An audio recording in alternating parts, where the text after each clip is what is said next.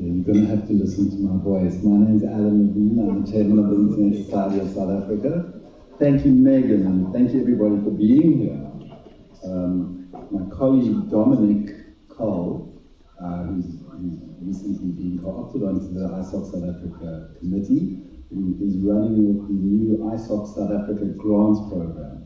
The grants program is based on the ISOC Global Grants Program, which started many years ago. In fact, it was soon after I was made, we started the Public Interest Registry. About a year after the Public Interest Registry was started, they started a program of giving $10,000 grants to various, $1,000 grants, I think, $5,000 grants to various communities and various community projects. And it's been so successful. We've learned from our successes, not only in ISOC Global, but in other ISOC chapters and implemented them here. So Dominic, unfortunately, isn't here, but he's running the ISOC South Africa grants program. From next month, we're going to be opening up to applications, and we're going to be seeing, as far as outreach opportunities is concerned, if we can run the grants program here. And it's that kind of leadership that we've been following from ISOC Global. In fact, ISOC South Africa was started in 1998, so we've been around for a long time. May I actually see by a show of hands, who is not an ISOC member? Wow, it's more than I thought. It's very simple and it doesn't cost anything, and you just have to Google ISOC membership form. Join ISOC now, and I recommend that you do it. Who's been an ISOC member for more than 5 years? Who's been an ISOC member for more than 10 years? Aha. So we do have all kinds of Internet Society people here today. I mean, I joined the Internet Society Global in 1997, and last year I was at, or 2 years ago, I was at a chapters meeting of all the ISOC African chapters. We had one in Durban, and at the ISOC chapters meeting, it was actually amazing. We had over 20 chapters from all around the world, from all around Africa, and a lot of ISOC Global people there, a lot of ISOC Global people there. And it turned out that most of the people there, in fact, it was only myself and one other ISOC Global person who had been a member for more than 5 years. I've been on for 15 years, and Kathy, it wasn't Kathy, it was Walda had been on for about 12 years. So, I mean, ISOC is definitely growing all the time and reaching out. When we started out, we had penetration in South Africa of around 5% of the population who could access the internet. Today, it's only 50%. We have huge opportunities in South Africa.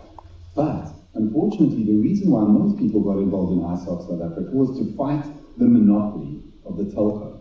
In 1998, we had a monopoly situation and the internet just became more and more expensive.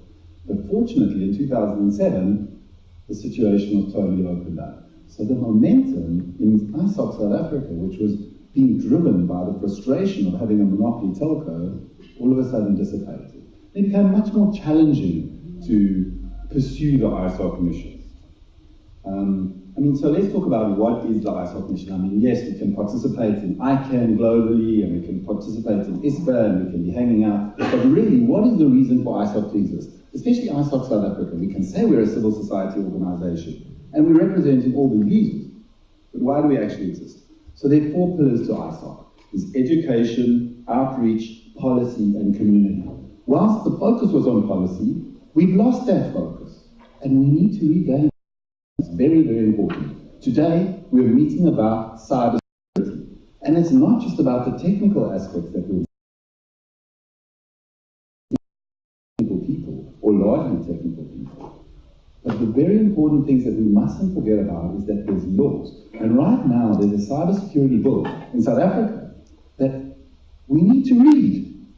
And it's long and complex. And nobody wants to read it. Because we don't have a monopoly anymore, and the internet's become cheap.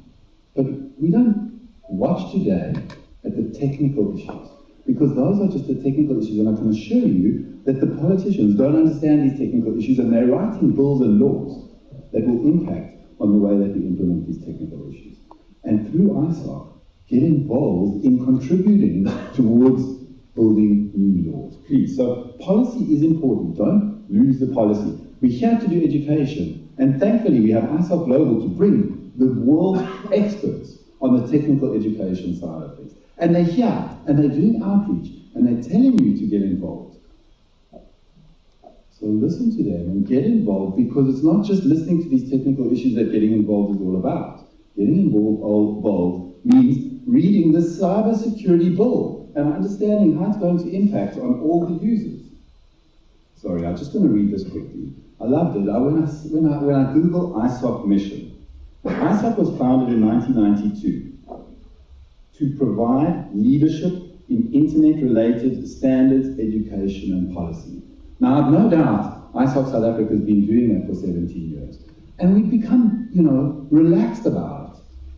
And one of the most exciting things that's happened in the last couple of years, and initially I was resistant to it because, I've been involved for a long time. And when you get involved, you can't get comfortable and you're resistant to change.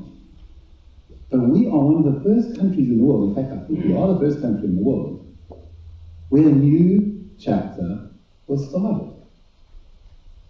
And after seeing the effects of that, because there was a question about it yesterday, how come there's 2 chapters? Well, actually, 2 chapters are much better than 1. And we can reach more people and do more work and do different things. And we're stronger in different areas.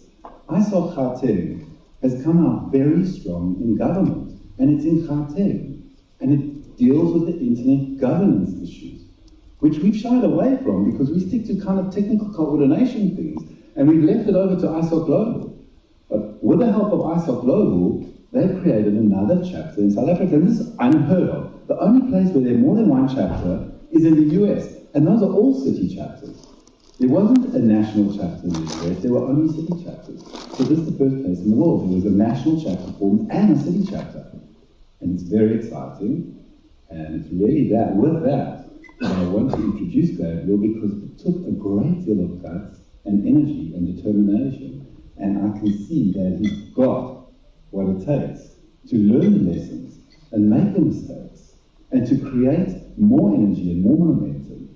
And one of the things that I really hope for is that we can get an ISOC Durban chapter, please, because the more chapters, I believe, the better. There is too much work for one organization here.